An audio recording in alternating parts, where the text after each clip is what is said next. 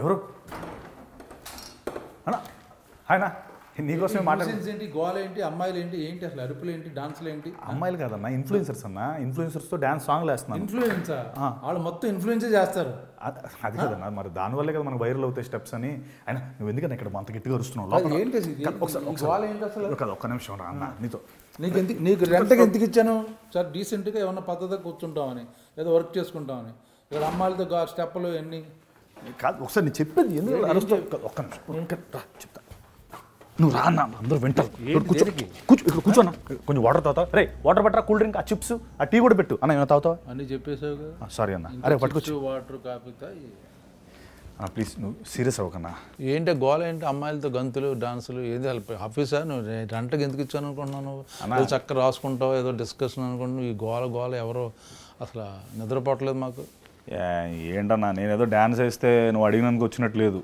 ఏదో నువ్వు వాళ్ళతో వేయలేకపోతున్నాను ఫీల్ అవుతున్నట్టుంది. అబ్బా చా, నువ్వు డాన్స్ ఏదో వేసావు, వెయిటింగ్ ఉక్క బొక్క.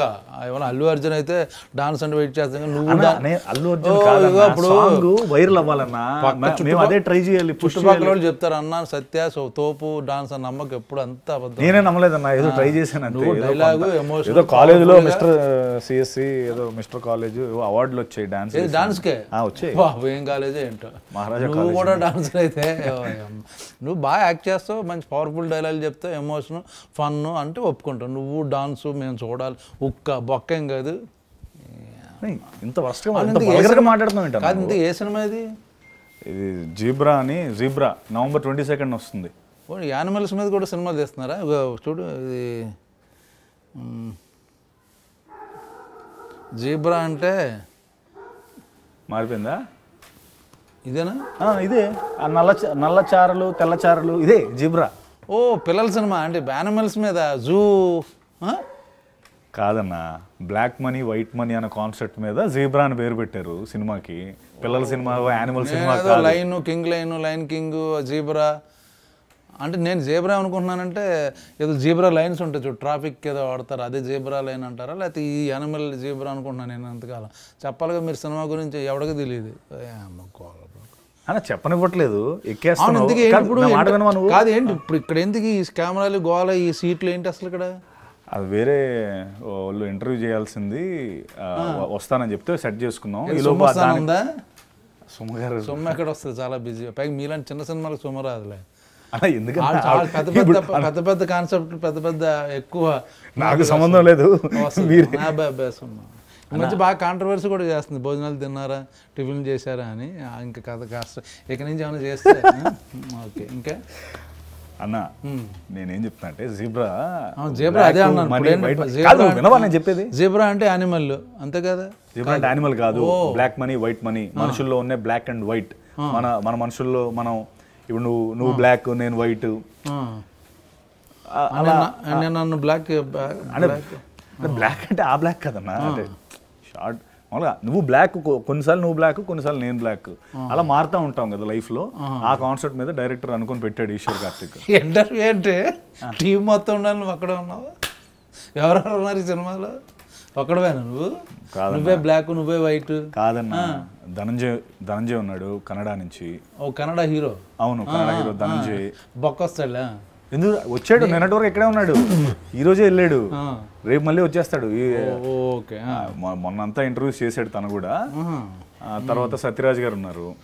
ఇంకసారి ఆయన మామూలు బాహుబలి అన్ని ఆ టైప్ ఆ సినిమాలకు పక్కన కీరవాణి గారు ఉన్నారు. వాళ్ళ సినిమాలకు ఏమైనా వస్తాడు కానీ మీకు నెక్స్ట్ ప్రియా భవాని శంకర్ న్యూజిలాండ్లో ఉందన్న, వచ్చేస్తుంది తను కూడా.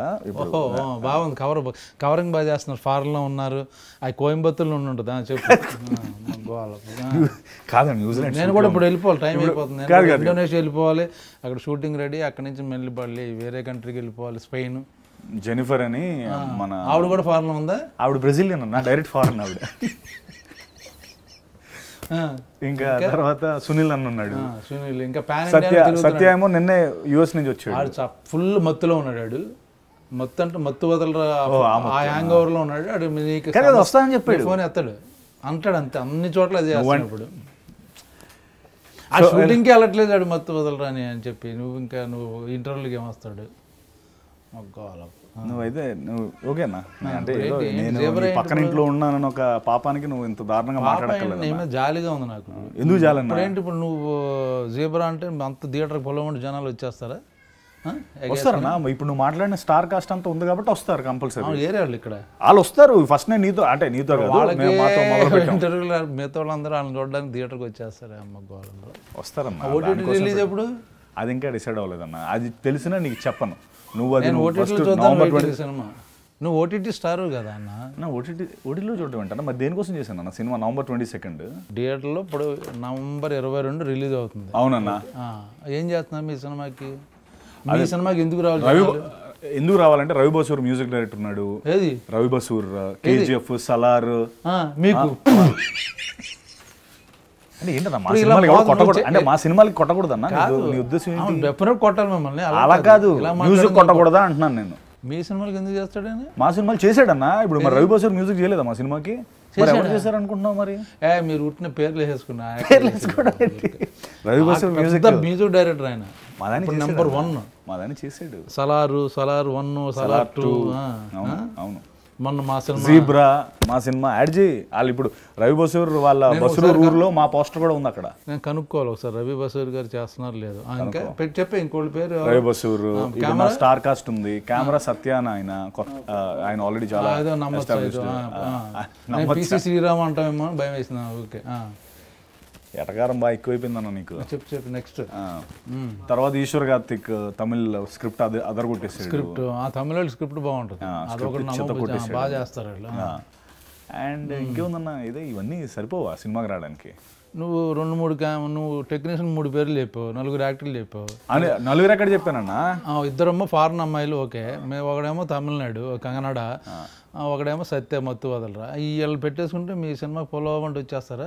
అన్న కొంచెం టికెట్ ఫస్ట్ November 22 ప్లీజ్ అని ఒక టికెట్ ముందే బుక్ చేసి పెట్టారు. సర్లే అన్న, నీలాగా ట్విట్టర్లో పోస్టులు పెట్టి డిలీట్ చేసే రకం కాదులే అన్న. హ్యాక్ అయింది కష్టపడి హ్యాక్ అది నోరారు మూసినదా హ్యాక్ నువ్వు పెట్టి డిలీట్ చేసి.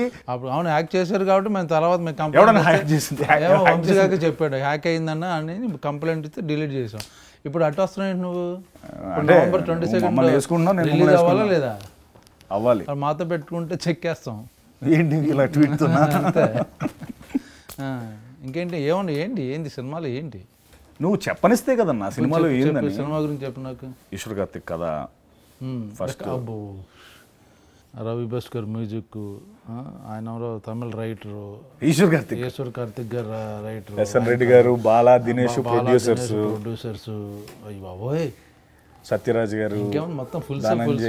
నేను అడిగింది అసలు ఏంటి ఏమనుకుంటున్నారు ఆ కథ అంటే మీ సినిమాకి ఎందుకు రావాలి? ప్రతి సినిమాలో